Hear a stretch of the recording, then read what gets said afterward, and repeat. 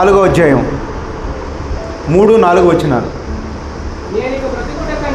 నేనిక బ్రతుకుట కంటే చచ్చుట మేలు. యెహోవా నన్నిక బ్రతుకనీయక చంపుమని యెహోవాకు మనవి చేశాను. అందుకు యెహోవా నీవు కోపించుట న్యాయమా అని అడిగాను. చాలండి. ఇప్పుడు యోనా నేను చచ్చిపోతా అంటున్నాడు. అందరు నన్నే చూడండి, ఒక మంచి డ్రామాని మనందరం విందాం. యోనా ఏం చేస్తున్నాడంటే నేను చచ్చిపోతాను. ఇంత యోనాకి ఏం కష్టం వచ్చింది చచ్చిపోవటానికి? ఇప్పుడు మనం చదివేటప్పుడు మీకు ఏం జరిగిందంటే యోనాని దేవుడు నీనివే పట్టణానికి పో అని చెప్పాడు. నీనివే పట్టణానికి పో అంటే ఆ నీనివే పట్టణానికి పోకుండా తప్పించుకుని ఎక్కడికి వెళ్ళాడు? తార్షీషు పట్టణానికి వెళ్ళాడు. ఈ తార్షీషుకి వెళ్ళే మార్గంలో మరి చేప మింగింది. దాని తర్వాత బయటకు వదిలేసింది. దాని తర్వాత ఆయన సరే పోక తప్పదన్నట్టుగా ఎక్కడికి పోయాడు? నీనివే పట్టణానికి పోయాడు. నీనివే పట్టణానికి పోయిన తర్వాత అప్పుడు ఆ నీనివే ప్రజలందరికీ మంచి సువార్త చెప్పాడు. యోనా మంచి స్పీకర్. ఎందుకు మంచి స్పీకర్ అంటే 1,20,000 మందిని మార్చినాడు యోనా. ఎంతమందిని? 1,20,000 మందికి మారు మనసు కలుగు చేయాలంటే అది చిన్న సంగత. 1,20,000 మందికి మారు మనసు, అది కూడా ఒక వారం టైం గ్యాప్లో వెళ్ళాడు. రాజు దగ్గర నుంచి మొదలు పెట్టాడు, అందరికి వాక్యం చెప్పాడు. రాజుతో సహా అందరూ ఏం చేశారంటే మొత్తం గోని సంచులు వేసుకుని గోని పట్టాలు వేసుకుని వచ్చి ఉపవాసం ఉండి ఒంటికి బూడిద రాసుకుని మరీ ప్రార్థన చేశారు. అంత మంచి స్పీకర్ ఎవరో? యోనా గారు. ఇప్పుడు ఈ ప్రార్థన ఆలకించిన దేవుడు ఏం చేశాడంటే 3వ అధ్యాయం 10వ వచనం. ఈ నీనివే వారు తమ చెడు నడతను మానుకొనగా వారు చేయుచున్న క్రియలను దేవుడు చూచి పశ్చాత్తాపుడై వారికి చేయుదునని తాను మాట ఇచ్చిన కేడు చేయక మాని. నీనివే పట్టణం మొత్తాన్ని చంపేస్తాన్నాడు. అంటే ఎంతమంది? 1,20,000 మందిని చంపేస్తానన్న దేవుడు వాళ్ళు ప్రార్థన చేసేసరికి దేవుడు ఏం చేశాడంటే వాళ్ళని క్షమించి వదిలేశాడు. దీని మొత్తానికి కారణం ఎవరు అంటే 1,20,000 మంది రక్షణ కారణం ఎవరు? యోనా వెళ్ళాడు, వాక్యాన్ని ప్రకటించాడు. వాక్యం ప్రకటించిన తర్వాత వాళ్ళందరూ మారారు. మారిన తర్వాత అప్పటి నుంచి బయటకు వచ్చి ఇప్పుడు అంటున్నాడు యోనా ఏమని ఇప్పుడు చదవండి.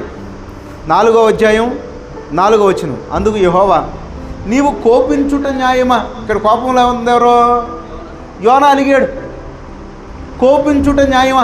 యోనా ఎందుకు నీ కోపం? ఇప్పుడు దాకా నువ్వు చేసిన మంచి పనా చెడ్డ పనా? మంచి పని. ఎంతమందిని రక్షించాడు? 1,20,000 మందిని రక్షించిన యోనా ఇప్పుడు ఆయన ఏం చేశాడంటే రివర్స్ గేర్లో పోయాడు. చదవండి, కంటిన్యూ చేయండి. నీవు కోపించుట న్యాయమని అడిగాను. అప్పుడు యోనా ఆ పట్టణములో నుండి పోయి దాన్ని తూర్పు తొట్టున బస వేసి అచ్చట పందిరి ఒకటి వేసుకుని చాలండి పట్టణమునకు ఏమి సంభవించునో చూచేతనని ఆ నీడన కూర్చునే ఉండగా. ఇదేం జరిగింది చెప్పండి. ఇప్పుడు 3వ వచనం మరొకసారి.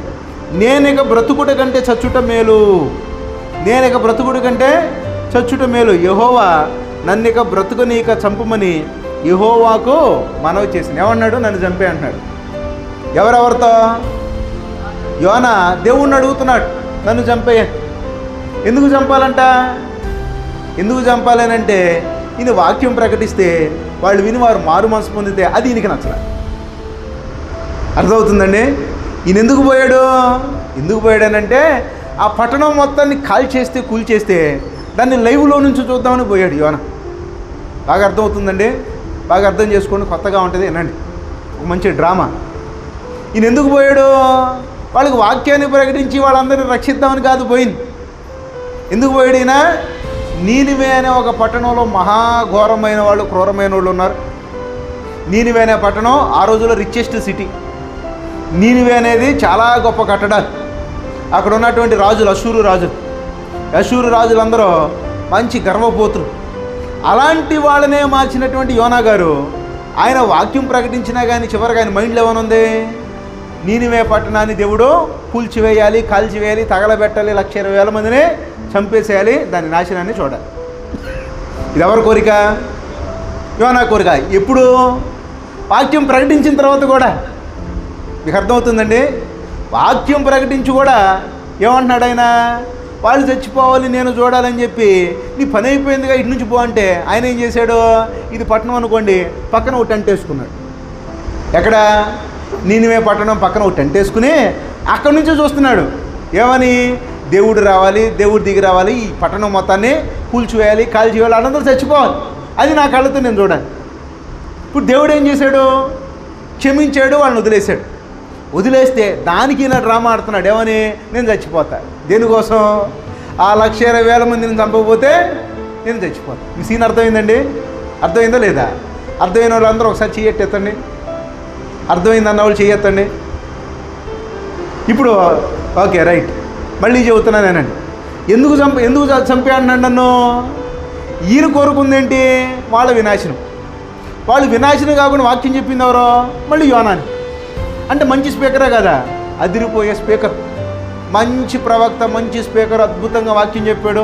మొత్తం ఆ పట్టణం మొత్తాన్ని కాపాడుకున్నటువంటి ఒక మంచి మనిషి ఇప్పుడు ఏమనుకున్నాడంటే, వాళ్ళని నాశనం చేస్తే నేను చూడాలని చెప్పి, నీ పని అయింది పోరా బాబు అనంటే పోకుండా ఆడ టెంట్ వేసుకుని, పందిరి ఒకటి వేసుకుని కూర్చున్నాడు. వేసుకున్నాడా లేదా పందిరి? 5వ వచనం మరొకసారి.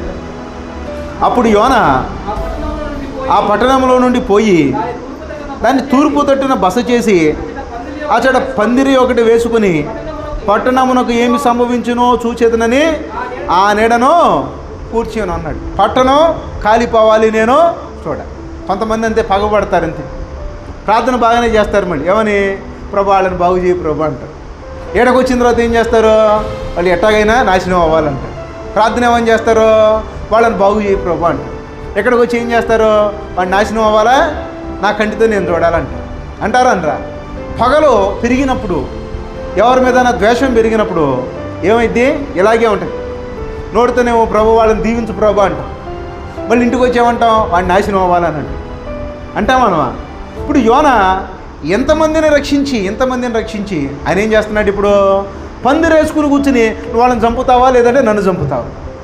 వాళ్ళ నేనా వాళ్ళందరినీ చంపుతావా లేదంటే నన్ను చంపుతావా?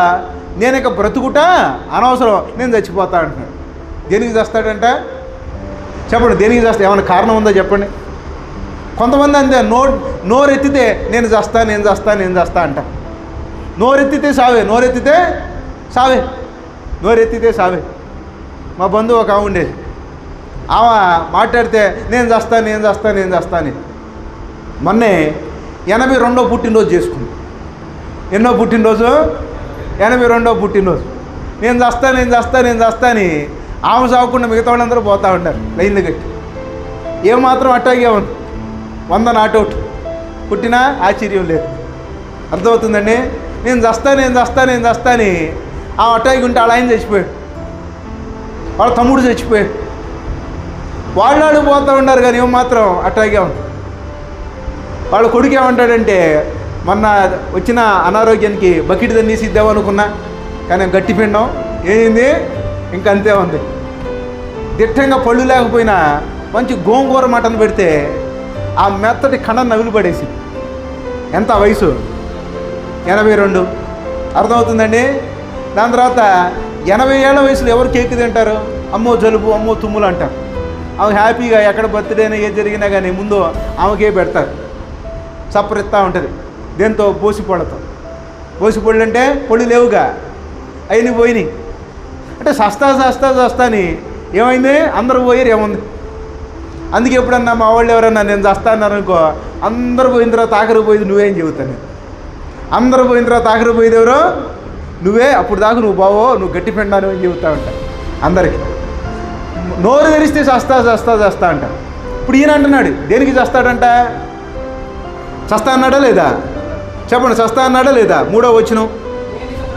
నేను బ్రతుకుడు కంటే చచ్చుట మేలు, చచ్చిపోవటం మేలు. దేనికోసం? అందరు బాగుపడితే వాళ్ళందరూ బాగుని చూసి ఓర్చుకోలేక నేను చేస్తా, నువ్వు నన్ను చంపుతావు లేదా నేనే చచ్చిపోమంటావు అని చెప్పి దేవుడితో ఒక వాదనకి దిగాడా లేదా? ఇలాంటిదే అక్కడ అరణ్యంలో ఉన్నప్పుడు కొంతమంది వాళ్ళు కూడా చేస్తామంటున్నారు. దేనికోసం చేస్తా ఉన్నారు? వాళ్ళు మాంసం పెట్టలేదని చేస్తా ఉన్నారు. ఇదొక వెరైటీ. ఈ బ్యాచ్ దేనికోసం? ఆదివారం అయితే తింటే ఉండాలా, చికెనో మటనో చేపలు ఏదో ఒకటి ఉండాలిగా. మాంసం పెట్టలేదని చెప్పి నువ్వు మాంసం పెడతావు, లేదంటే మమ్మల్ని చావమంటావా? మాంసం పెడతావా, చస్తావా? ఇదొక బ్యాచ్, ఇదొక బ్యాచ్. నోరు తెరిస్తే ఏమంటారు వాళ్ళు? చస్తా చస్తా చస్తా చస్తా అంటారు. ఇలాంటి వాళ్ళు సమాజంలో కోకొలలుగా ఉంటారు. అయితే యోనా గారు ఇప్పుడు దేంట్లో ఉన్నాడు? వాళ్ళని చంపుతావా, నన్ను చంపమంటావా? ఎలాంటి టైం వచ్చినప్పుడు దేవుడు ఏం చేస్తున్నాడంటే, నీ కోపం ఎందుకు యోనా? నీకు కోపం ఎందుకు? కోపం ఎందుకు వచ్చింది? ఈయనే సువార్త ప్రకటించి ఈయనే రక్షించిన తర్వాత వాళ్ళకేం కాలేదని ఈయన బాధపడతా ఉండి నన్ను చంపమనంటే అప్పుడు దేవుడు రంగంలో దిగాడు. నీకు కోపం దేనికి యోనా? కోపాన్ని పక్కన పెట్టు అంటే ఈయన పక్కకి వెళ్ళి టెంట్ వేసుకుని పందిరేసుకుని అక్కడ కూర్చుని మొదలుపెట్టాడు. ఏమైద్దో చూద్దాం, అది నాశనం అవ్వాలి, నేను పోవాలి, లేదంటే నేను ఎక్కడే చచ్చిపోతా అని చెప్పి ధర్నాకి దిగాడు. అప్పుడప్పుడు మన వాళ్ళు ధర్నాలు చేస్తూ ఉంటారు, చేస్తారా లేదా? టెంట్ వేసుకుని ఏం చేస్తారో ఆడే కూర్చుని ఉంటారు. ఎందుకని? అనుకున్నది సాధించాలంటే ధర్నాలు చేయాలి. ఈయన కూడా ధర్నాకి దిగాడు, పందిరేసుకుని కూర్చున్నాడు. వాళ్ళని చంపుతావా, నన్ను చంపమంటావా? వాళ్ళు ఎక్కువ, నేను ఎక్కువ.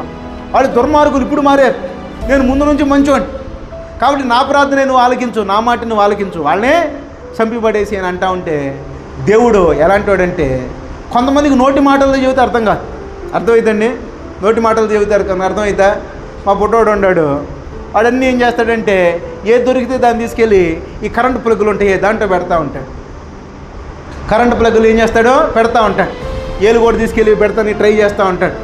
ఏదైనా కీ చైన్లు కానీ పిన్నీసులు కానీ ఉన్నాయనుకోండి, ఏం చేస్తాడు? తీసుకుపోయి గుచ్చుతూ ఉంటాడు. అది షాక్ తగిలింది దానికి ఏమైంది? ఎగిరిపోతాడు. అంతేనా కాదా? అందుకని చెప్పి మా ఇంట్లో మా ఓడి ఇంట్లో ఏం చేశారంటే అన్నీ జాగ్రత్తగా పెట్టేసి వాటన్నిటికి ప్లాస్టిక్లో తికిచ్చి ఇది కరెంట్లో పెట్టకుండా మొత్తానికి జాగ్రత్తలన్నీ తీసుకున్నారు. ఎందుకని? వాడికి చెబితే ఎటు అర్థం కాదు కాబట్టి ఏం చేయాలి? ఇప్పుడు దాన్ని మూసేయాలని చెప్పి మూసేసి పెట్టారు. వీడేం చేశాడంటే మా బంధువుల ఇంటికి పోయాడు.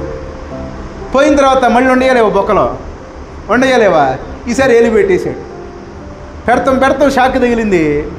ఆ రోజు నుంచి ఇది కరెంట్ రా బాబు, దాంట్లో ఏలి పెట్టకూడదంటే దాని జోలికే వాడు. అంతకుముందు వద్దు అన్నా కానీ ఏం చేసేవాడు? ఏలి పెట్టేవాడు, పిన్నిసులు పెట్టేవాడు, ప్రాణం చేస్తూ ఉండేవాడు, వీళ్ళు ఎట్టగా ఆపేవాడు. ఇప్పుడు అది కరెంటు చూపించేసి ఇప్పుడు ఈడే చెబుతాడు జనాలకి, ఏమని? అందులో కరెంట్ ఉండిద్ది, షాక్ కొట్టిద్ది, ఏలు పెట్టకూడదు అని. ఎవరు చెబుతున్నారు? మా పొట్టోడు చెబుతున్నాడు. వయసు ఎంత? 5 ఏళ్ళు. అర్థమవుతుందండి? ఈ జ్ఞానం ఎక్కడి నుంచి వచ్చింది? ఇది షాక్ కొట్టడం వల్ల వచ్చిన జ్ఞానం. దీన్ని ఏమంటారంటే ప్రాక్టికల్ నాలెడ్జ్ అంటారు. దీన్ని ఏమంటారండి? Practical knowledge. కొంతమందికి నోటితో చెప్పామనుకో అర్థం కాని టైంలో వాళ్ళకి అర్థమయ్యేటట్టుగా చేయాలంటే ఏం చేయాలంటే అక్కడ ఒక చిన్న డ్రామా రన్ అవ్వాలి. అది కూడా ప్రాక్టికల్గా ఉండాలి. ఈ ప్రాక్టికల్గా ఉండటం కోసం దేవుడు ఏం చేశాడంటే ఇట్లా కాదని చెప్పి ఆయన ఎక్కడైతే టెంట్ వేసుకున్నాడో ఆ టెంట్ వేసుకున్న దగ్గర ఒక సొరకాయ చెట్టును మొలపించాడు. ఏ చెట్టు? సొరకాయ చెట్టు. ఈ సొరకాయ చెట్టు చూడంగా అటు ఇటు అల్లుకుపోయి మొత్తం అంతా కూలింగ్, ఏసీ. ఎండాకాలంలో ఏసీ ఉన్నట్టుగా చుట్టుపక్కలంతా ఇటు నుంచి ఇటు మొత్తం పందిరి అల్లుకుపోయిన తర్వాత హ్యాపీగా ఉండి చూస్తూ ఉన్నాడు. దేన్ని చూస్తున్నాడు? నీనివే పట్టణం చూస్తున్నాడు. వాళ్ళు కాలుస్తారా లేదు? ఏడేమొచ్చింది ఇప్పుడు దీనికి? దేవుడే మొలపించాడు సొర చెట్టుని వేసి మొత్తం అంతా నీట్గా అందిస్తే ఎడ కూర్చుని ఏసీలో కూర్చుని ఇప్పుడు ఏం చేస్తున్నాడు? వాళ్ళు నాశనం అయిపోవాలని కోరుతున్నాడు. ఇలా కోరుతూ ఉండగా ఏం జరిగిందనే మాటను మనం బైబిల్లోంచి చదువుదాం. యోనా గ్రంథం 4వ అధ్యాయం 7వ వచనం. మరుసటి ఉదయమందు దేవుడు ఒక పురుగును ఏర్పరచగా అది ఆ చెట్టును తొలిచినందున చెట్టు వాడిపోయాను. ఏమైంది? ఇప్పుడు చెట్టు వేసాడు, నెక్స్ట్ ఏమైందంటే ఒక పురుగును పంపించింది ఎవరో? దేవుడే. ఆ పురుగు ఏం చేసిందంటే చెట్టు మొత్తాన్ని తినేసిన తర్వాత నెక్స్ట్ ఏం జరిగిందో చదవండి. 8వ వచనం. మరియు ఎండకాయగా దేవుడు వేడిమి గల తూర్పు గాలిని రప్పించెను. యోనా తలకు ఎండ దెబ్బ తగులుగా అతడు సొమ్మసిల్లి బ్రతుకుడు కంటే చచ్చుట నాకు మేలనుకొనెను. ఏమన్నాడైనా? మళ్ళీ అదే డైలాగ్. ఏం డైలాగు? సావు డైలాగ్. నేను చేస్తా. అంతకుముందు దేనికోసం చేస్తాడు? వాళ్ళని చంపకపోతే నేను చేస్తాన్నాడు. ఇప్పుడు దేనికోసం చేస్తాడు? ఎండ దెబ్బ తగిలేసరికి నేను సావనైనా ఏడే చేస్తా కానీ ఈ ప్రాంతం మాత్రం వదిలిపోనని కూర్చున్నాడు లేదా? అప్పుడు దేవుడు రంగంలో దిగి అన్నాడు, ఏమని? ఓ యోనా, సొర చెట్టు వేసింది ఎవరో? నేను. వేసిన తర్వాత అది నీకు నీడనిచ్చినప్పుడు నువ్వేమయ్యావు? దాంతో కనెక్ట్ అయిపోయావు. ఏమని?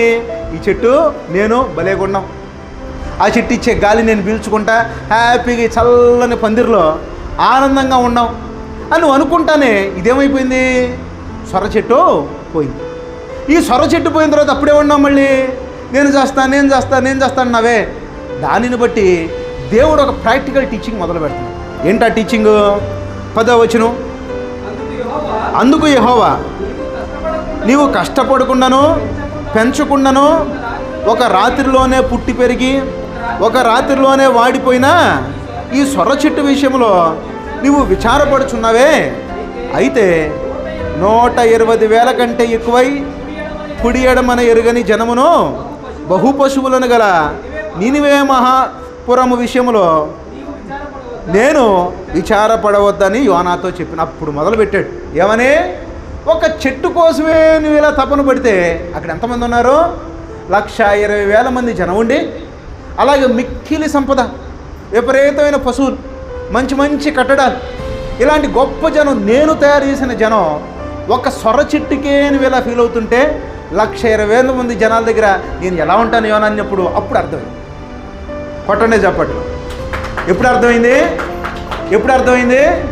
ఒక సొర చెట్టు మొలిచింది, అది పందిరిగా మారింది, చల్లని గాలినిచ్చింది, ఒక పూటలో ఎండిపోయినప్పుడు వడదెబ్బ తగిలినప్పుడు అప్పుడు దేవుడు మాట్లాడుతున్నాడు. ఏమని? ఓ యోనా, సొర చెట్టు విషయంలోనే నువ్వు ఇలా ఫీల్ అయిపోతుంటే అది కూడా నువ్వేసావా? నేనేసా.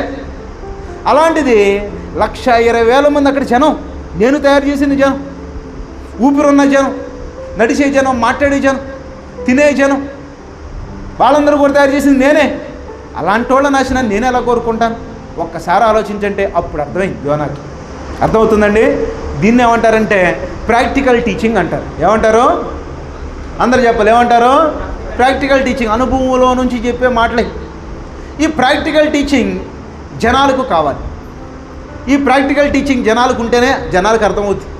లేదనుకోండి ఏం అర్థం కావు. ఇప్పుడు ముసలోళ్ళు ఉంటారు, ముసలోళ్ళని జనాలు గొప్ప కిందకు చూస్తారు. ఇట్లాంటి బోర్డు చూసి వచ్చారు, జుట్టు అంతా ఏమైపోయింది?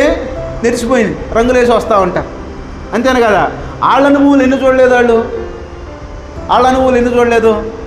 ఒక కుర్రోడు తెగరిచ్చిపోతున్నాడు, ప్రేమలో పడ్డాడు. అప్పుడే ముసి నవ్వులు నవ్వుతా అటు పోయి ఇటు పోయి ఫోనులు మాట్లాడుకుంటా ఏదో సాధిస్తా ప్రపంచం నేను ఒక్కడిని అన్నట్టే ఫీల్ అవుతున్నాడు. వాళ్ళ తాత పిలిచాడు, అరే జుట్టు నెరిసిపోయిందిరా, నువ్వు ఇప్పుడే మొలిసిన ఇంటికురా, నువ్వు ఎవరో నువ్వు ఇప్పుడే మొలిసినా ఇట్లాంటి ఇన్ని చూడలేదురా, మేము చూడకుండానే వచ్చామా. ఇప్పుడు ప్రాక్టికల్ నాలెడ్జ్ ఎవరిది? ముసలోడిది ప్రాక్టికల్ నాలెడ్జ్, ఈ కుర్రోడిది వాడిదంతా థియరిటికల్ నాలెడ్జ్, ఆవేశం ఉంటుండే నాలెడ్జ్. నేను ఏదో చేస్తున్నా, ఎట్లాగో చేస్తున్నా, అటు పోతున్నా ఇటు పోతున్నా, ఏదో చేయబోతున్నాను, నాకు ఆమె తప్ప ఎవరు లేరు, ఆమె నాకు మొత్తం కావాలి, నువ్వే నా జీవితం. అంతేనా కదా? పాటలు పాడుకుంటూ తిరుగుతూ ఉంటా. తిరిగి చివరికి ఏమైంది? మొత్తం నాశనం అయిపోయి. అందుకే ప్రాక్టికల్ నాలెడ్జ్ ఎవరి దగ్గర ఉంది? ఇప్పుడు ఎవరి దగ్గర ఉంది? దేవుడు మనుషులకు చెప్పేదంతా ప్రాక్టికల్గా కొన్ని చేసి చూపించి చెబుతాడు. ఇలా చేసి చూపించే టైంలో మనకు కొన్నిసార్లు దెబ్బలు కూడా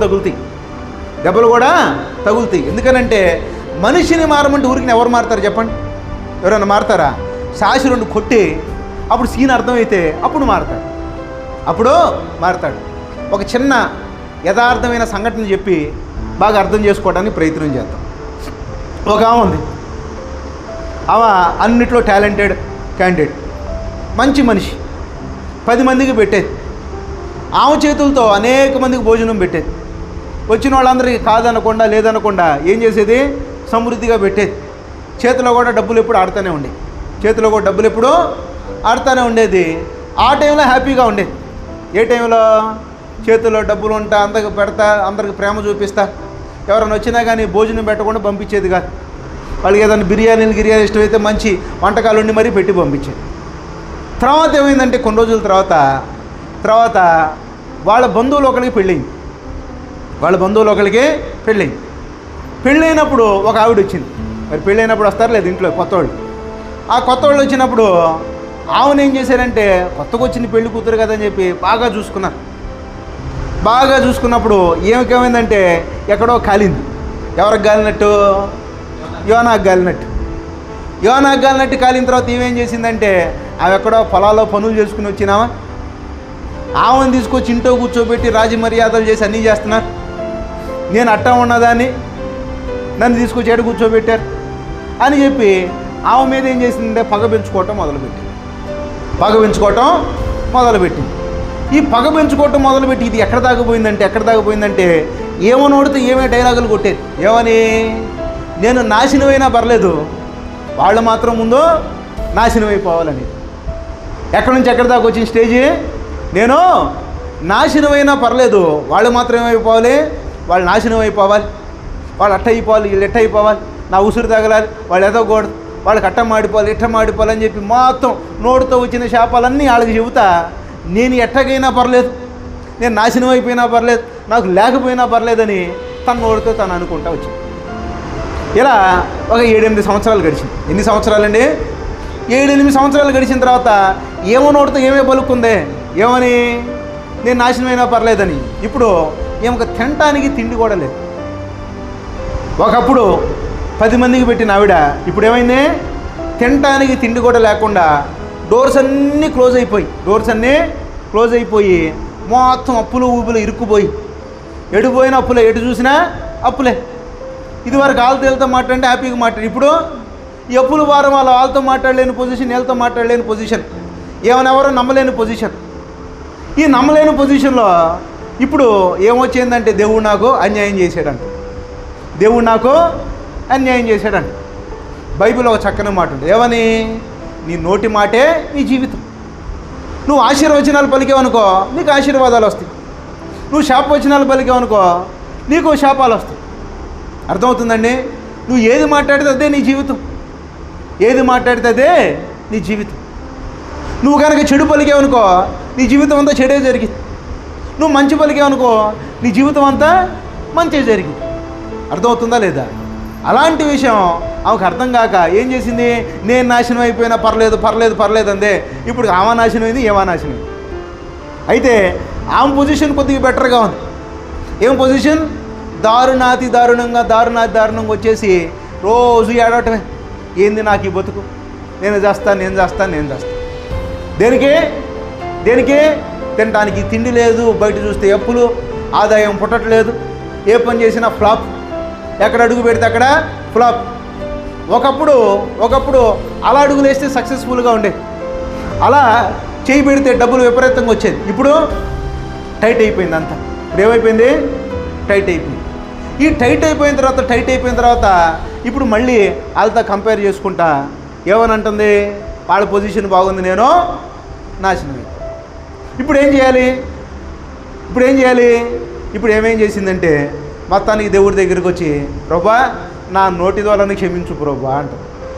ఏం క్షమించాలి? నా నోటి ద్వారానే క్షమించు ప్రభా. నోరు ఉంది కదా అని చెప్పి విచ్చలవిడిగా మాట్లాడేశాను. అంటే మాట్లాడిన రోజులు ఆమెకి తెలియలే. ఎప్పుడు తెలిసింది? ఒక టైం ప్రకారం సమస్తం జరుగుతాయి. అన్నీ మనిషికి టైం ప్రకారం జరగాల్సినవన్నీ జరుగుతాయి. జరిగిందా లేదా? జరిగిన తర్వాత ఇప్పుడు కూడుమో లేక ఏమీ లేక మోకరిచ్చి ఏడ్చుకుంటా ప్రార్థన చేస్తా ఇప్పుడు ఏం చేస్తుంది? దేవా నన్ను క్షమించు ప్రభు. దీన్ని ఏమంటారు? ప్రాక్టికల్ టీచింగ్ అంటారు. అంటే ఇప్పుడు ఈ నొప్పి తగిలితే కానీ ఏమకు అర్థం కాలే. ఏమని? ఇన్ని రోజులు నేను పోయింది తప్పుడు మార్గం. ఆ మాట్లాడిన రోజున ఏమో టాప్ పొజిషన్లో ఉంది, 10 మందికి పెట్టే పొజిషన్లో ఉంది, డబ్బులు విపరీతంగా చిమ్మినటువంటి పొజిషన్లో ఉంది, ఎవరైనా వచ్చి చర్చి కట్టుకోవాలంటే 10,000 ఇచ్చిన పొజిషన్లో ఉంది. ఇప్పుడు ఏమకే గడవక ఏమకే తెప్పలు వచ్చి ఏ రోజు ఆ రోజు అడుక్కు తినే పొజిషన్ లాగా దారుణమైనటువంటి పొజిషన్ని అనుభవించడానికి కారణం ఏంటో చెప్పండి? ఆ నోటి దొరతో, ఆ నోటి మాటల ఫలంతో అలా చెడిపోతే దేవుడు ఏం చేశాడంటే ఏమైనా వదిలిపెట్టాడా? వదిలిపెట్టకుండా ఒక చిన్న పాఠాన్ని చెప్పాడు. ఎలాంటి పాఠం? మొత్తం సిచ్యువేషన్ అన్నిటిని తారుమారు చేసి ఇప్పుడేమో నీచ స్థాయిలో ఉంది, ఆమె కొద్దిగా బెటర్ పొజిషన్లో ఉంది. ఇప్పుడు ఈ నీచ స్థాయికి ఏం కొట్టిందా డైలాగ్? నేను నాశనం అయిపోయినా పర్లేదు అందే, ఏమో నాశనం అయిపోయింది. ఇప్పుడు ఈ నాశనంలోంచి బయటికి దేవుడు తీసుకురాడా? ఖచ్చితంగా తీసుకొస్తాడు, అందులో డౌట్ లేదు. కాకపోతే ఎప్పుడైతే మనిషి ఇలా రాంగ్ ట్రాక్లో పోతాడో, ఇప్పుడు యోనా కూడా కరెక్ట్ పని చేసి మంచి పని చేశాడు, 10 మందికి పెట్టాడు, అందరికి సువార్తను ప్రకటించాడు, వాళ్ళందరూ రక్షించేమన్నాడు, వాళ్ళు చావాలని కోరుకున్నాడు. అంతేనా కాదు? ఇప్పుడు ఏమో కూడా 10 మందికి పెట్టి ఏం కోరుకుంది? వాళ్ళ నాశనం కోరుకుని ఏమో నాశనం అయిపోయింది. ఇప్పుడు యోనా గారిది కూడా అదే పొజిషన్.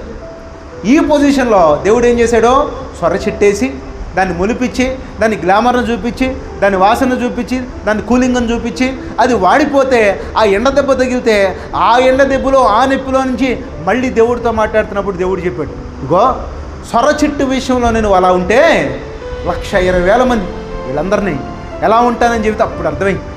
అంతేనా కదా? జనాలకి ఎప్పుడు అర్థమైంది? చాలా ప్రసంగాలు చెప్పినప్పుడు అర్థం కావు. ఎప్పుడు అర్థమవుతాయి? బాధపడినప్పుడు బోధపడిద్దని ఒక సామెత ఉంది. ఎప్పుడు అర్థమైందంటే ప్రసంగం బాధపడతారే, బాధపడినప్పుడు ఈ బోధపడి. దేవుడు ఎప్పుడు కావాలి? బాగా కష్టాలు వచ్చి అంత సెగదగులుతా ఉంది అనుకోండి, పైన కింద ఇంట్లో మొత్తం, అప్పుడు దేవుడా అంటారు. అర్థమవుతుందండి? కాబట్టి దేవుడు మంచి టీచర్. దేవుడు ఎవరో మంచి టీచర్. ఎలాంటి టీచర్ అంటే ఎవరిని పోగొట్టుకునేవాడు కాదు. ఆయన కావాలి, నువ్వు కావాలి. ఎందుకని? మీరిద్దరూ దేవుని బిడ్డలే కాబట్టి. ఆయన చెడ్డోడైనా ఆయనే కావాలి, నువ్వు మంచిదానివైనా నువ్వు కావాలి. ఆయన తాగుబోతాడైనా ఆయన కావాలి, నీకు ఏ అలవాట్లేని నువ్వు కావాలా వద్దా? ఎందుకని? ఇద్దరు దేవుని బిడ్డలే. ఇలాంటి టైంలో కొంతమంది ఏం చేస్తారంటే ఊరికి నేను తట్టుకోలేక నోటి దోలతోనూ ఇంకోటో అప్పుడప్పుడు పొగర పట్టి, అప్పుడప్పుడు గర్వం వచ్చి, అప్పుడప్పుడు మనసులో పురుగు చేరి ఏం చేస్తారో ఎవరో మీద అనవసరంగా కక్షలు పెంచుకుని వాళ్ళు నాశనం అయిపోతూ ఉంటారు. ఇలాంటి టైంలో ఎవరి రంగంలో దిగుతారో? దేవుడు ఎలాంటి రంగంలో దిగుతాడు? నోటి మాటలతో చెప్పడు. దేవుడు నోటి మాటలతో చెప్పడు. నోటి మాటలతో చెప్పాల్సిన ఆల్రెడీ చెప్పేశాడు. దాన్నే మనం ఆజ్ఞలు అంటాం. నిన్ను వలే నీ పొరుగు వారిని ప్రేమించు అన్నాడు. ప్రేమిస్తే వాళ్ళ మీద నీ కోపం ఎందుకు వచ్చేది? అది ప్రేమించలేకపోయేసరికే కదా ద్వేషం వచ్చింది. ఆ ద్వేషం వచ్చినప్పుడే కదా నేను నాశనం అయిపోయినా పర్లేదన్నప్పుడే కదా ఏమో నాశనం అయింది. ఏమో నాశనం అయిన తర్వాతే కదా మళ్ళీ ఏం చేసింది? దేవుడి దగ్గరికి వచ్చి, దేవా నన్ను క్షమించు ప్రభా అని మళ్ళీ ఆయన దగ్గరికి వచ్చింది. అంతేనా కదా? ఇప్పుడు ఈ ప్రాక్టికల్ టీచింగ్లో ప్రతి మనిషికి దేవుడు ఏం చేస్తాడంటే ఎలాంటి టీచింగే జరిగిస్తూ ఉంటాడు. అందుకే లేనిపోని కష్టాలు వస్తూ ఉంటాయి, లేనిపోని బాధలు వస్తూ ఉంటాయి, లేనిపోని చాలా వస్తూ ఉంటాయి. ఎవరెవరో వచ్చి ఏదేదో అనేస్తూ ఉంటారు. ఎందుకంటారంటే గతంలో నువ్వు అనేదాన్ని నోరు ఉంది కదని చెప్పి వెచ్చలవిడిగా వాళ్ళని ఏళ్ళని అందరిని అన్నావు అనుకో, ఒకటైన తర్వాత ఎవరిని అంటారు? నిన్ను అందరూ వచ్చి నానా రకాలుగా చెప్పుకుంటున్నప్పుడు ఇదే ప్రాక్టికల్ టీచింగ్ అంటారు. ఏంటది? Practical teaching. ఇలాంటి కష్టాలు, ఇలాంటి బాధలు, ఇలాంటి ప్రాక్టికల్ టీచింగ్ వచ్చినప్పుడు ఏం చేయాలంటే చివరికి యోనా ఏం చేశాడండి? అక్కడ నుంచి తట్టాబొట్ట సర్దుకుని విరమించి స్ట్రైక్ నాపేసి ఏం చేశాడో అక్కడ నుంచి వెళ్ళిపోయాడు. అర్థమవుతుందండి? అలాగే ఇలాంటివి మనిషి జీవితంలో సహజం. తప్పు చేయటం అనేది సహజం. చేసినప్పుడు అది నోటి మాటతో చెప్పినప్పుడు మీరు మారు మనసు పొందితే మంచిది. ఒకవేళ నోటి మాటతో చెప్పినప్పుడు మారు మనసు పొందలేదా, నువ్వు ఇంకా దేవుడు బిడ్డవే కాబట్టి దేవుడు ఏం చేస్తాడంటే 4 సరిసి చిన్న ఎఫెక్ట్లు ఇచ్చి, ఇందాక చెప్పానుగా కరెంటు షాక్ తగిలిన తర్వాత కరెంటు జోలికి బాగున్నట్టుగా ఏమో నోటి దోల వల్ల ఇప్పుడు ఏమైంది? మొత్తం అంతా లేనిపోని జీవితంలో ఇలాంటి కష్టం ఎప్పుడు ఎవరు అనుభవించాలి? వాళ్ళ కుటుంబాలను, వాళ్ళ బంధువర్గంలోనే ఎవరికి లేదు అలాంటి కష్టాలు. అలాంటి కష్టాలు ఇప్పుడు అనుభవిస్తున్నప్పుడు ఇప్పుడు కళ్ళు తెరిచి దేవుడి దగ్గరికి వచ్చారు. అర్థమవుతుందండి? దీన్ని ఏమంటారో ప్రాక్టికల్ టీచింగ్ అంటారు. అన్నిటికన్నా ఉత్తమమైన టీచింగే ప్రాక్టికల్ టీచింగ్. ఎందుకంటే నోటి మాటలతో చెప్పి జనాలకు అర్థమైద్దా? అర్థమైందండి? అర్థం కాదు. అర్థం కావాలంటే ఏం చేయాలి? ప్రాక్టికల్గా వెళ్ళాలి, పట్టుకోవాలి, చూడాలి. జామ పండు అమ్మేవాళ్ళు ఏం చేస్తారు? జాంకాయ తిను అంటారు. అంటాడా? అన్నప్పుడు నువ్వేం చేస్తావు? నాకు వద్దులే అంటావు. ఇప్పుడు ఆయన ఏం చేస్తాడు? చిన్న ముక్క కోసి రుచిగా ఉంటేనే డబ్బులు కొనుక్కో అంటాడు. అప్పుడు చిన్న మొక్క ఇస్తాడు. ఆ చిన్న మొక్క తిన్న తర్వాత ఏం చేస్తామంటే కొని పడేస్తాం. ఎందుకని? నచ్చింది కాబట్టి. అంతేనా కదా? దీన్ని ఏమంటారు? ప్రాక్టికల్. నచ్చితేనే ఇవ్వు, లేదంటే లేదు. మరి ఇక్కడే ఎలా ఉంటే మరి యేసుక్రీస్తు వారి టీచింగ్ అద్భుతమైన టీచింగ్. ప్రపంచంలో బెస్ట్ టీచర్ ఎవరో? యేసుక్రీస్తు. అందుకే ఆయన ఏమంటారంటే బోధకుడా అంటారు. ఏమంటారు? బోధకుడా. ఎంత మంచి బోధ చేస్తుంటే అద్భుతం. కొంతమంది చెబుతా అంటే చాలా అద్భుతంగా ఉంటుంది. అంతేనా కాదా? కొంతమంది చెబుతా అంటే ఎలా ఉంటుందండి? చాలా బ్యూటిఫుల్గా ఉంటుంది. కొంతమంది చెబుతుంటే మెలోడీ యాడ్ అయింది. మరి నేను ఫిజిక్స్ టీచర్ని. ఫిజిక్స్ అనేది అన్నిటికన్నా కష్టమైన సబ్జెక్టు, జనాలకి ఇష్టం లేని సబ్జెక్టు. ఫిజిక్స్ టీచర్ని ఏమంటారంటే నిక్నేములు పెడతా ఉంటారు. ఆడొక శాడిస్టు. ఎందుకంటే మా ఫిజిక్స్ టీచర్కి మేము పెట్టిన పేరు ఏంది? శాడిస్ట్ అని పేరు పెట్టాం. ఎందుకు శాడిస్ట్ అని పేరు పెట్టాడు? సబ్జెక్ట్ అలాంటిది, మనుషులు అంతే తయారవుతారు. ఫిజిక్స్ పాఠాలు చెప్పే వాళ్ళందరూ ఎట్లా తయారవుతారో అదొక లోకంలో తయారవుతూ ఉంటారు. అందుకే ఫిజిక్స్ టీచర్లందరినీ జనాలు అసహించుకుంటూ ఉంటారు. అర్థమవుతుందండి? పెద్ద మూడిస్టుల్లాగా ఉంటారు. దాని తర్వాత జనాలతో పెద్ద గలవరు, సీరియస్గా ఉంటారు. అంతేనా కదా? ఎందుకని? సబ్జెక్టు సీరియస్, ఈయన సీరియస్గా ఉంటాడు. ఈయన చెప్పేది అర్థం కాదు, ఆయన చెబుతున్నాడు, ఆయనకి అర్థం కాదు. అర్థమైందా లేదా? ఇలాంటి టైంలో నాకేం చేశారంటే బెస్ట్ ఫిజిక్స్ టీచర్ అవార్డు ఇచ్చారు. ఏం అవార్డు ఇచ్చారు? బెస్ట్ ఫిజిక్స్ టీచర్ అవార్డు ఇచ్చారు. ఎందుకు బెస్ట్ ఫిజిక్స్ టీచర్ అవార్డు ఇచ్చారంటే, ఎందుకు ఇచ్చారనంటే పాఠం చెప్పేటప్పుడు సరదాగా జోకులు వేసి ముందు వాళ్ళని ఏం చేస్తారంటే నవ్వించిన తర్వాత బాగా కష్టమైనవి ఉంటాయి. ఆ కష్టమైన వాటిని పక్కన పెట్టి ముందు బాగా అర్థమయ్యే సంగతులు ముందు చెప్పినప్పుడు ఏమైంది? వాడికి అర్థం చేసుకుంటాడు. అర్థం చేసుకుని ఏమంటాడంటే ఈసారి మాకు బాగా నచ్చాడు, ఈయనే కావాలంట. ఎవరు కావాలి? మనమే కావాలి. అర్థమవుతుందండి? ఇలా మనమే కావాలని వచ్చేదాకా వచ్చిన తర్వాత ఇప్పుడు నేనంటే ఇష్టం ఏర్పడింది కాబట్టి ఇప్పుడు వాళ్ళు ఏం చేస్తారంటే నేను చెప్పే ఫిజిక్స్ని కూడా చదవటం ప్రారంభించిన తర్వాత వాళ్ళ మైండ్లో క్రియేట్ అయిపోయింది. ఏమని? పొద్దున్నే లెగిస్తే ఫస్ట్ ఏం చదవాలి? ఫిజిక్సే చదవాలని చదవటం స్టార్ట్ చేశారు. బయాలజీ మాస్టర్ ఒక ఆయన ఉండేవాడు, సీరియస్గా ఉండేవాడు.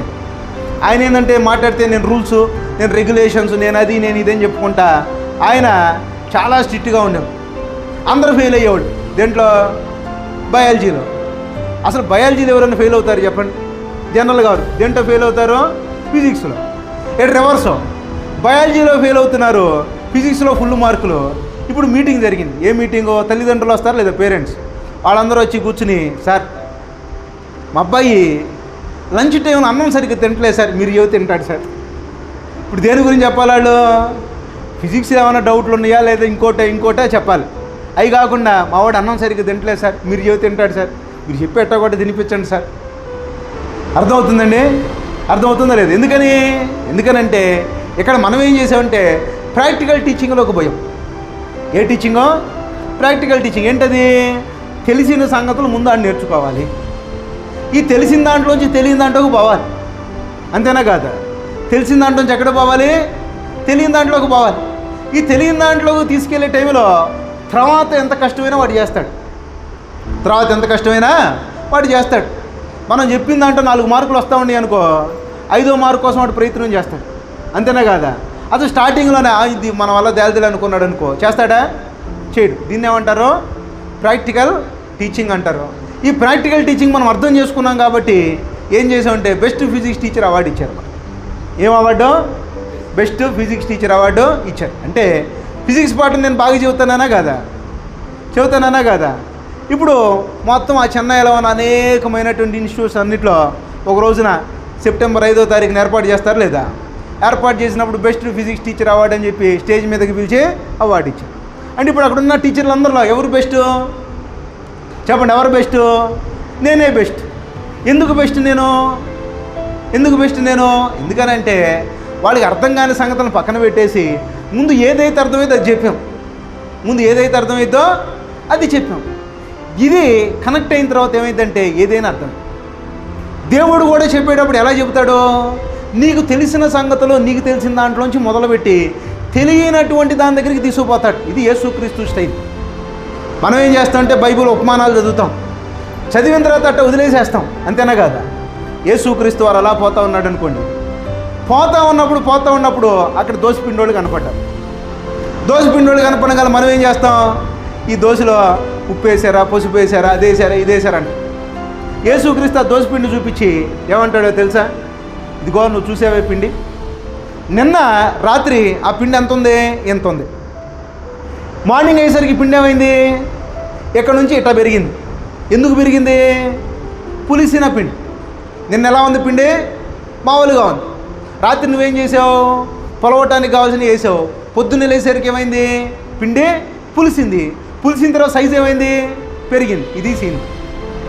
ఈ సీన్తో మొదలుపెట్టి ఇదిగో పులిసిన పిండిని చూసావు నువ్వు, ఈ పులిసిన పిండిలో చూపించి దేవుని రాజ్యం అలా ఉంటుంది అన్నాడు. కొట్టండి చెప్పండి.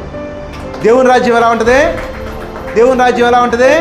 పిండిని చూపించి నిన్నెంత ఉంది, ఇప్పుడు ఎంత అయింది, పెరిగిందా లేదా, పెరిగిందా లేదా, పెరిగిందా లేదా.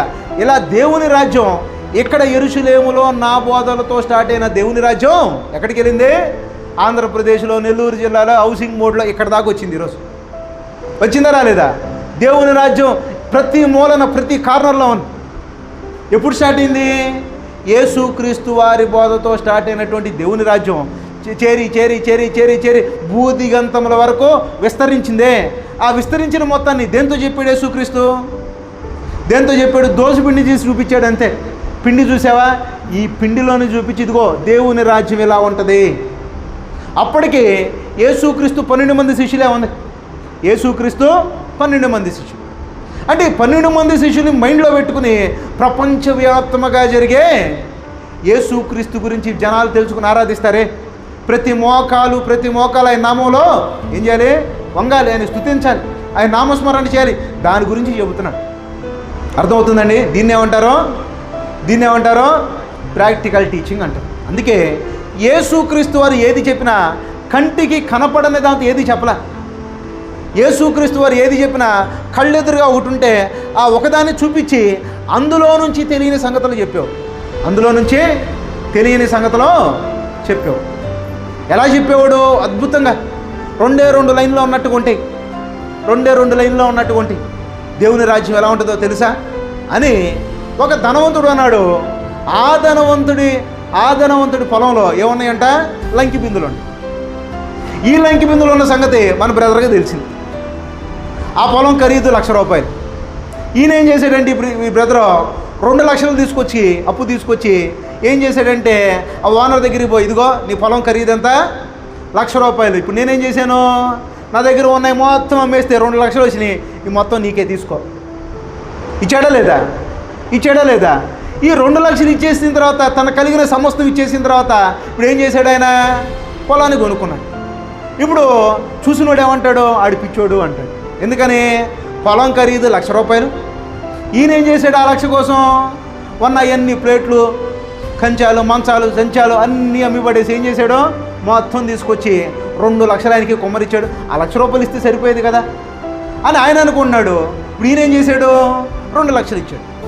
2 లక్షలు ఇచ్చినోడు పిచ్చోడా? కాదు. ఎందుకని? ఈయనకి తెలుసు అందులో ఏముంది? ₹1,00,000 ఐటెం ఉంది లోపల. ఎంత ఐటమో? ₹1,00,000 ఐటమ్ ఉంది అని చెప్పి అప్పుడు యేసుక్రీస్తు వారు చెబుతున్నారు. ఏమని? దేవుని రాజ్యము ఎలా ఉంటుంది. దేవుని రాజ్యం సంపాదించుకోవాలనుకున్నవాడు ఏం చేస్తాడు? తనకి ఉన్న సమస్తాన్ని అమ్మిపడేసి వచ్చి ఏం చేస్తాడు? ఈ దేవుని రాజ్యంలో అడుగు పెడతాడు అని చెబితే అప్పుడు శిష్యులకు అర్థమైంది. అందుకే శిష్యులు ఏం చేశారు? వలేస్తే 153 గొప్ప చేపలు వచ్చినాయి. ఒక్కొక్క చేపను చూశారండి, పెద్ద చేపనే. ఒక్కొక్క పెద్ద చేపను ఎప్పుడన్నా ఇక్కడ కాదు, ఈ చేపలు కాదు, ఆడ నుంచి ఎడ దాకా ఉంటుంది చూడండి. ఆడ నుంచి ఎడ దాకా ఉంటాయి చేపలు. టోనా ఫిష్లు కానీ ఇంకోటి కానీ భారీ సైజులో ఉంటాయి. ఒక్కొక్కటి 400-500 కేజీలు. ఇలాంటి 153 చేపలు. 1 కేజీ ఎంత ఉండయి? 400. ఫర్ ఎగ్జాంపుల్గా 300 అనుకోండి. 300 × 400 ఎంత? 300 × 400, 3 4 12, పక్కన 4 సున్నాలు ఏంటి? అర్థమవుతుందండి? ఇంటూ 150 అంటే ఎన్ని కోట్లు? మీకు అర్థమవుతుందా లెక్క? ఆ రోజు యేసుక్రీస్తు శిష్యులు వేసినటువంటి వలలో వచ్చిన చేపల ఖరీదు కొన్ని కోట్ల రూపాయల్లో ఉన్నాయి. అలాంటి కోట్ల రూపాయలు ఉంటే దానిని వాళ్ళని సమస్తాన్ని ఏం చేశారు? వాళ్ళు మొత్తాన్ని పక్కన పడేసి ఎవరిని వెంబడించారు? యేసుక్రీస్తుని వెంబడించారు. ఏది విన్నాక? ఈ ఉపమానం విన్నాక. ఏంటది? పరలోక రాజ్యము పొలములో దాచబడిన ధనమును పోలి ఉన్నదని ఒకే ఒక్క లైన్ ఉంటుంది బైబిల్లో. మత్తయి సువార్త 13వ అధ్యాయం. అర్థమవుతుందండి? ఎలా ఉంటుందంట? పొలములో దాచబడిన ధనము వలె పోలి ఉంటుంది. దానిని కనుగొనిన వాడు ఏం చేస్తాడు? సమస్తాన్ని మొత్తాన్ని అమ్మి తీసుకొచ్చి పొలాన్ని కొనుక్కుంటాడు. దేవుని రాజ్యం ఎలా ఉంటుంది? ఇది ప్రాక్టికల్ టీచింగ్. అంతేనా కాదా? అంతేనా కాదా? అంటే ఇప్పుడు ఇలాంటి దాచబడిన ధనంలో ఆ ₹1,00,000 ముఖ్యం, ఈ 2 లక్షలు ముఖ్యమా? ₹1,00,000 ముఖ్యం. ఒక్కసారి 2 లక్షలు పెట్టుబడి అక్కడ పెట్టేస్తే ఆ ₹1,00,000తో జీవితాంతం ఎంజాయ్ చేయొచ్చు. ఇలా ఉంటుంది పరలోకం అని ఎవరు చెప్పారు? యేసుక్రీస్తు వారు చెప్పారు. ఈ మాట అందరికి అర్థమైందా? కొంతమందికి అర్థమైందా? అందరికి అర్థమైంది. ఇలా అర్థమైంది కాబట్టి శిష్యులు ఏం చేశారు? అందరూ సమస్తాన్ని వదిలిపెట్టి యేసుక్రీస్తుని వెంబడించారు. ఎందుకని ఈ వెంబడించేటప్పుడు అడుగుతుంది, దేవా అన్నీ వదిలిపెట్టాం, మరి మాకేంటంటే చెబుతున్నా, ఇదిగో ఈ 12 గోత్రాల మీద అధికారం మీరే వెళ్తారు సింహాసనం మీద కూర్చుని, మీకే మొత్తం పవర్ అంతా ఇచ్చేసానని చెబితే వాళ్ళు చాలా సంతోషంతో బాధ్యతగా తీసుకుని ఏం చేశారండి? వాళ్ళ కష్టాలు వచ్చినా, బాధలు వచ్చినా, ఎన్ని ఇబ్బందులు వచ్చినా కానీ చివరికి యేసుక్రీస్తు గురించి చెప్పి అనేక మందిని రక్షించి వాళ్ళు ప్రాణాలను విడిచారు. ఇది టీచింగ్. ఎవరి టీచింగు? యేసుక్రీస్తు టీచింగ్. ఒక మాట చెప్పాడంటే, ఒక టీచింగ్ ఇచ్చాడనంటే అక్కడ ఉన్న జనాలందరూ అన్నీ వదిలిపెట్టేసి వచ్చేసి యేసుక్రీస్తుని వెంబడించి కొడుతున్నా, తిడుతున్నా, తిండి ఉన్నా లేకపోయినా సమస్తాన్ని పక్కన పడేసి ఎందుకు తిరిగారు? అలాంటి టీచింగ్ కావాలి. ఆ టీచింగ్ని దేంతో స్టార్ట్ చేశాడు ఆయన? నీ కళ్ళు ఎదురుగా ఉన్న దానిని చూపించి, నీకు తెలిసిన దాంట్లోంచి చూపించి, తెలియనటువంటి ఆ పరలోకం గురించి, తెలియనటువంటి ఆ దేవుని రాజ్యం గురించి చెప్పటం ఎవరి స్టైల్ అది? ఎవరి స్టైల్ అండి? యేసుక్రీస్తు వారి స్టైల్. అందుకే ఆయన ఎవరో బెస్ట్ టీచర్. నేను ఫిజిక్స్ టీచర్ని మాత్రమే. యేసుక్రీస్తు యూనివర్సల్ టీచర్. విశ్వం మొత్తానికి అందరికి అర్థమయ్యేటట్టుగా, ఎవరికి ఏది కావాలో అందరికి అర్థమయ్యేటట్టుగా బోధించినాయి. సమస్తాన్ని అందరికి అర్థమయ్యే భాషలో ప్రతి వాళ్ళకి అర్థమైంది. ఒక ఆయన ఉన్నాడు, కార్ల్ మార్క్స్ అని. విన్నారండి పేరు? ఈరోజు ఈ నాస్తికులు ఉన్నారే, కమ్యూనిస్ట్ పార్టీ వాళ్ళు, వీళ్ళందరికీ బేస్ ఎవరంటే ఆయనే, కార్ల్ మార్క్స్.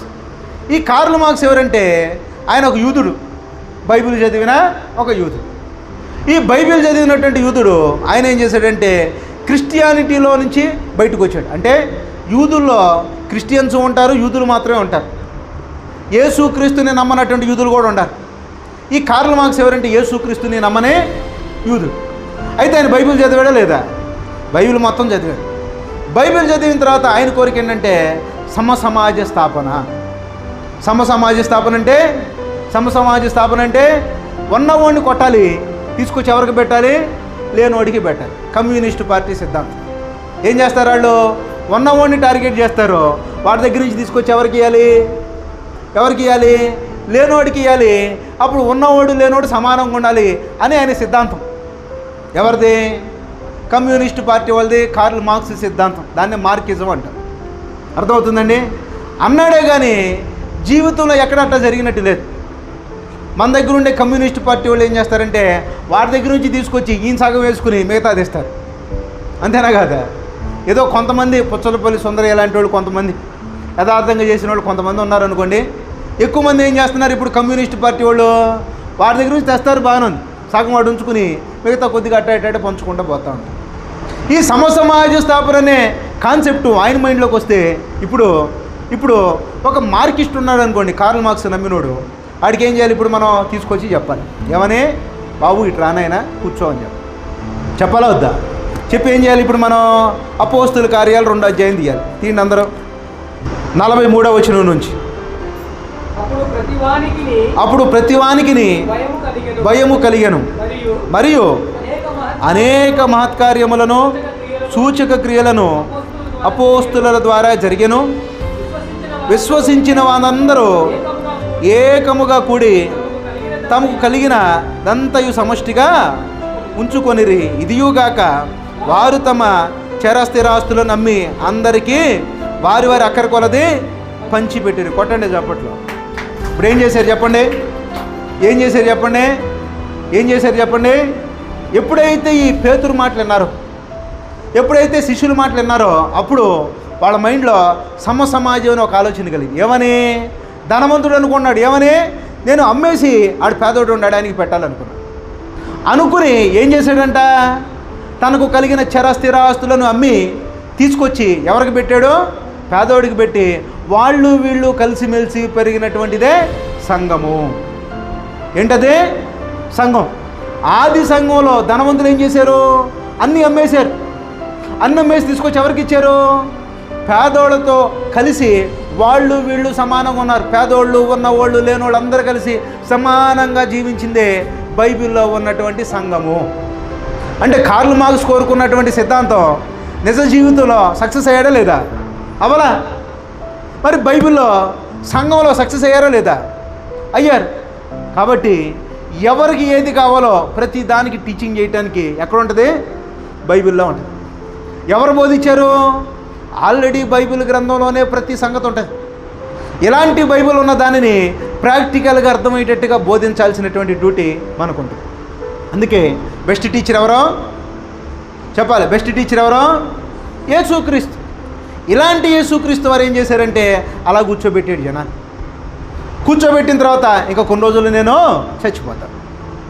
చచ్చిపోతాను కాబట్టి ఆ రోజు రాత్రి కూర్చుని ఏమన్నాడంటే, ఎలా అందరిని కూర్చోబెట్టిన తర్వాత అక్కడ తీసుకొచ్చి రొట్టెని ఓపెన్ చేశాడు. దీన్ని రొట్టెని, ఈ రొట్టెని తీసుకుని మామూలుగా తినేయచ్చుగా. రొట్టెని తీసుకుని తినేయచ్చు కదా. రొట్టె ఉంది, ఏం చేయొచ్చు? నువ్వు హ్యాపీగా కళ్ళు మూసుకుని తినేయచ్చు. అంతేనా కదా? భోజనానికి పిలిచారు, 4 రొట్టెలు ఉండి మీరేం చేస్తారు? 100 కదా అని చెప్పి తినేస్తారు. అలాగే అక్కడ ద్రాక్ష రసం ఉంది, వాడికి ఎప్పటి నుంచో వస్తున్న ఆచారం.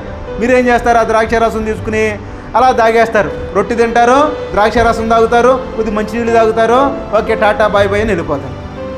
యేసుక్రీస్తు వారు ఏం చేశారంటే ఇప్పుడు అట్లాంటి సిచ్యువేషన్లో కూర్చోబెట్టి ఆ రొట్టెని ఇట్లా పైకెత్తేమన్నాడు, ఇదిగో ఈ రొట్టె ఉందో చూసావా?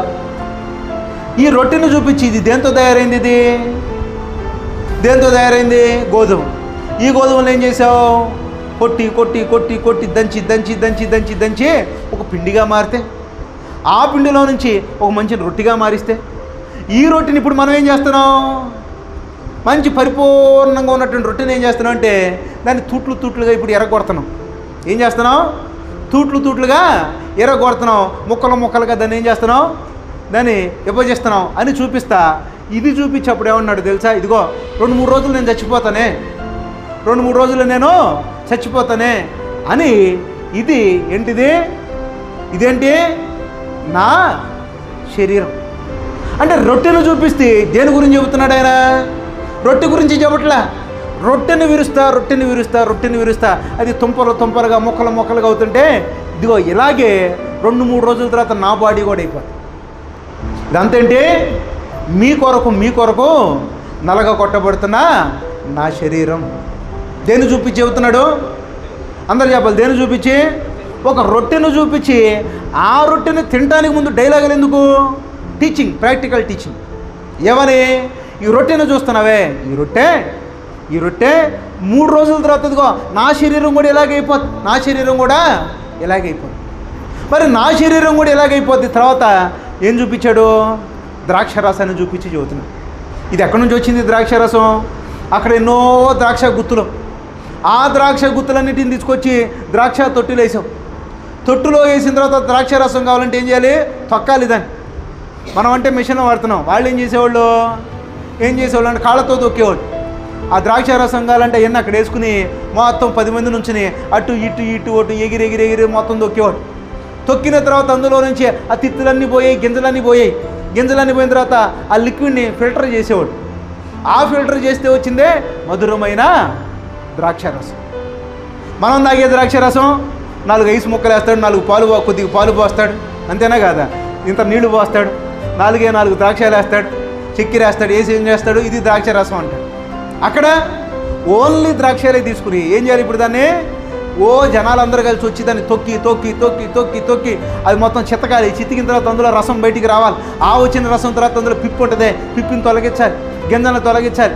అంత అయిపోయిన తర్వాత చివరికి చొక్కా కలిసి వస్తుంది ద్రాక్ష రసం. ఆ ద్రాక్ష రసాన్ని పట్టుకుని చెబుతున్నాడు ఏమని, ఎలాగైతే ఇది చొక్కా వస్తుందో అలాగే నా శరీరం నుంచి ఏమొస్తుంది రక్తం వస్తుంది. మీ అందరి కోసం, మీ అందరి పాపాలన్నింటినీ కడగటం కోసం చిందింపబడుతున్నటువంటి నా రక్తం. అప్పటికి యేసుక్రీస్తు వారు చనిపోయాడా లేదా? లేదు. అంటే 2-3 రోజుల తర్వాత జరుగుతున్న ఒక సంఘటనను చెప్పి, ఇలా నేను నా రక్తాన్ని చిందించబోతున్నాను, ఇలా నా శరీరాన్ని అప్పగించబోతున్నాను, ఇలా నా శరీరాన్ని నలగొడతారు, కొరడాలతో కొడతారు, తలకు ముళ్ళ కిరీటం పెడతారు, రక్తం అంతా కారిపోద్ది, ఇలా నేను నా జీవితాన్ని అర్పించబోతున్నాను అని చెప్పి ఏమన్నాడో తెలుసా? ఇది ఎక్కడ తాగకూడదు. ఈ ప్రాక్టికల్ నాలెడ్జ్ జనాలకు రావాలంటే ఏం చేయాలి? ఒక రూల్ పెడుతున్నాడు. ఏమని మీరు నన్ను జ్ఞాపకం చేసుకొనడం కోసం ఏం చేయాలి? ఈ రొట్టెను భుజించండి, ఈ ద్రాక్ష రసాన్ని తాగండి. ఈ రొట్టె ఏంటి? ఇప్పుడు నా శరీరం. ఈ ద్రాక్ష రసం ఏంటి? నా రక్తం. నేను చిందిస్తున్నటువంటి ఈ రక్తం, నేను అర్పించిన నా శరీరం, మీ కొరకు నలగొట్టబడిన నా శరీరం, మీ కొరకు చిందింపబడిన ఈ రక్తం. ఇప్పుడు మీరు ఏం చేయాలి? అది ఒక రూల్గా పెట్టండి. ఈ రూల్గా పెట్టినప్పుడు మనం ఏం చేస్తామంటే, ఇప్పుడు ఆదివారం వచ్చిందా రాలేదా? వచ్చినప్పుడు ఏం చేస్తాం? ప్రార్థన చేసుకుని ఆ రొట్టె దగ్గరికి వెళ్తాం. ఈ రొట్టె దగ్గరికి వెళ్ళంగానే మనకి ఇప్పుడు ఏం గుర్తుకు రావాలి? రొట్టె దగ్గరికి వెళ్ళంగానే మనకి ఎవరు గుర్తుకు వస్తున్నారు చెప్పండి? యేసుక్రీస్తు వారే మన కొరకు నలగొట్టబడిన ఆ శరీరం, కొరడాలతో కొట్టబడిన ఆ శరీరం. అలాగే ద్రాక్ష రసం చూడండి, ఏం గుర్తుకు వస్తుంది? మన పాపాలను కడగటం కొరకు చిందించబడినటువంటి యేసుక్రీస్తు వారి రక్తం. చూసారా? ఆ రోజు ఆ చిన్న ప్రాక్టికల్ టీచింగ్తో ఈరోజు ప్రపంచంలో కొన్ని కోట్ల మందికి యేసుక్రీస్తు వారు నీ కొరకు చనిపోయాడు, తిరిగి లేచాడు, నీ పాపాలను కడిగాడు, నేను పరిశుద్ధుడిగా మార్చాడు, నేను పరలోకానికి చేరుస్తాడనే సంగతిని దేంతో చెప్పాడు? చెప్పండి. రొట్టె ఎంత ఉండేది? ఇంతే. ద్రాక్ష రసం ఎంత? ఇంతే. ఈ చిన్న రొట్టె ఇంత ద్రాక్ష రసం తీసుకుని ప్రపంచంలో ప్రతి వాళ్ళని మీ పాపాలన్నీ నా మీద వేసుకున్నాను, నేను కడిగాను, నేను పరిశుద్ధుడిగా మార్చాను, నేను మీ పాపాలన్నీ తొలగించాను, మిమ్మల్ని పరలోకానికి వారసుడిగా మార్చానని. ఇది ప్రాక్టికల్ టీచింగ్ అండి. కొట్టండి చప్పట్లు. అది యేసుక్రీస్తు వారి స్టైల్. ఎవరి స్టైల్ అండి? యేసుక్రీస్తు వారి స్టైల్. యేసుక్రీస్తు వారి స్టైల్. దీన్ని ఏమంటాం? ప్రాక్టికల్ టీచింగ్ అంటాం. అందుకే దేవుడు ఏం చేస్తాడంటే ఎప్పుడైనా సరే ప్రాక్టికల్గా మన కళ్ళెదురుగా తీసుకొచ్చి తెలిసిన దాంట్లో నుంచి తెలియని దానిని బోధించి అర్థమయ్యేటట్టుగా బోధించి మనందరం ఆయన దగ్గర పరిశుద్ధులముగా నిర్దోషులుగా ఉండాలన్నదే దేవుని కోరిక. అంతేనా కదా? దేవుడి కోరిక అంటే యోనాని ఆ సొరచేటు ఎందుకు వేసాడు? యోనా మైండ్ చెడిపోయిన మైండ్ని ఏం చేయాలి? మళ్ళీ బాగు చేయాలంటే ఇప్పుడు ఆయనకి ఏం కావాలి? సొర చెట్టు మొలిచింది, ఎండిపోయింది, వాడి దెబ్బ తగిలింది, పడతా నేను చేస్తా అన్నాడు. అప్పుడు కనపడ్డాడు. వద్దురా బాబు అంటే అప్పుడు అర్థమైన తర్వాత యోనా మళ్ళీ పరిశుద్ధంగా వచ్చేసి. ఇందాకడే చెప్పుకున్నా ఒక స్త్రీ గురించి, నేను నాశనం అయిపోయినా పర్లేదని. ఏమైంది? నాశనం అయింది. మామూలు నాశనం కూడా కాదు, ఎట్లాంటి జీవితం ఎవరికి వద్దురా బాబు అనుకునే పొజిషన్. అదైన తర్వాత ఇప్పుడు ఏం చేసింది? మళ్ళీ క్షమాపణ కోరుకుని, ప్రభా నా జీవితాన్ని మార్చు ప్రభా అని దేవుడి దగ్గరికి వచ్చింది. అంటే దేవుడి ఇంటెన్షను దెబ్బేసే దగ్గర ఏమని? నీకు బోధించాలి, నీకు తెలియజేయాలి, నిన్ను మళ్ళీ పరిశుద్ధంగా మార్చాలి, నిన్ను మళ్ళీ దేవుడి మార్గంలో నడిపించాలి, చివరికి ఎక్కడికి తీసుకెళ్ళాలి? పరలోకానికి మనల్ని తీసుకుని వెళ్ళాలి. అర్థమవుతుందండి? కాబట్టి మనందరం ఏం చేద్దామంటే దేవుడి దగ్గరికి వచ్చాం కాబట్టి మరి ఆయన బలలో పాల్గొందాం, యేసుక్రీస్తు వారి రక్తాన్ని తాగుదాం, యేసుక్రీస్తు వారి రక్తంలో కడగబడదాం, పాపాలు ఏమైనా ఉంటే క్షమాంచమని దేవుణ్ణి అడుగుదాం, క్షమాపణ కోరుకుందాం, మళ్ళీ పరిశుద్ధంగా మారుదాం. మరేం చేద్దాం? ఆయనకి ఇష్టలుగా జీవితం. కాబట్టి మీ జీవితంలో ఎవరికైనా ఏదైనా ఇబ్బందులు ఉంటే ఒప్పుకోండి, అన్నీ ఒప్పుకోండి. ఎందుకనంటే కొన్నిసార్లు నోటి ఫలమో లేదంటే ఇంకోటో అసూయ ఇంకోటో అన్నీ ఏం చేస్తాయంటే మనల్ని ఇబ్బంది పెడతాయి. దేనికోసం ఇబ్బంది పెట్టింది? మనం మారాలని, మళ్ళీ పరిశుద్ధులుగా మారాలి. అందుకే క్షమించమని కోరి ప్రభు బలలో మనందరం పాలు పంచుకుందాం, ప్రార్థన చేసుకుందాం. అందరం ప్రార్థన చేసుకుందాం. పరిశుద్ధుడా, ప్రేమమయుడా, సర్వశక్తిమంతుడా, నీకు వందనాలు, స్తుతులు, స్తోత్రములు తండ్రి. మా వినికిడిలో మీరు అనుగ్రహించిన నీ వర్తమానం కొరకు వందనాలు, స్తోత్రము. మీ బిడ్డలందరితో మీరు మాట్లాడండి ప్రభా. మీ బిడ్డలందరి హృదయాలను కరిగించండి. ఎవరైతే ప్రభా మీకు దూరంగా చిన్న చిన్న ఆలోచన వచ్చి దూరం అయిపోయారో వాళ్ళందరినీ తిరిగి మరలా చిన్న ముట్టిగా వేసి మళ్ళీ నడిపించండి ప్రభా. వాళ్ళందరూ మళ్ళీ మీ బిడ్డలుగా పరిశుద్ధులుగా మారి పరలోకానికి చేరి బిడ్డలుగా ఆశీర్వదించండి. ఎక్కడైతే ఆగిపోయినటువంటి ప్రతి దానిని మరలా కట్టించండి, మళ్ళీ నడిపించండి. మళ్ళీ మీ దీవెలతో నింపండి, మీ ఆశీర్వాదాలతో నింపండి. మీ యొక్క క్షమాపణను అనుగ్రహించి ప్రతి వాళ్ళని మీ బిడ్డల ప్రభా, మీ బిడ్డలందరినీ రక్షించి నడిపించమని. ఎవరెవరికి ఏ అవసరాలు ఉన్నాయో ప్రతి అవసరాన్ని తీర్చండి. ఎవరెవరికి ఎన్ని ఇబ్బందులు ఉన్నాయో ప్రతి ఇబ్బంది నుంచి విడుదల దయచండి. ఎవరెవరు దుఃఖాలతో వాళ్ళ జీవితాలు ఉన్నారు ప్రతి దుఃఖం నుంచి విడుదల దయచండి. మరలా సంతోషాన్ని దయచండి, మరలా నవ్వుని దయచేయండి, మరలా ఆనందాన్ని కలుగు చేయమని యేసు నామములో అడిగి వేడుకున్నాం తండ్రి, ఆమేన్. అందరికీ వందనాలు.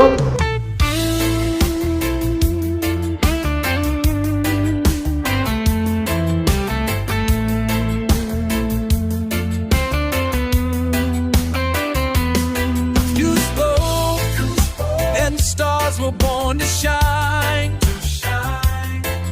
The earth stood still at your design.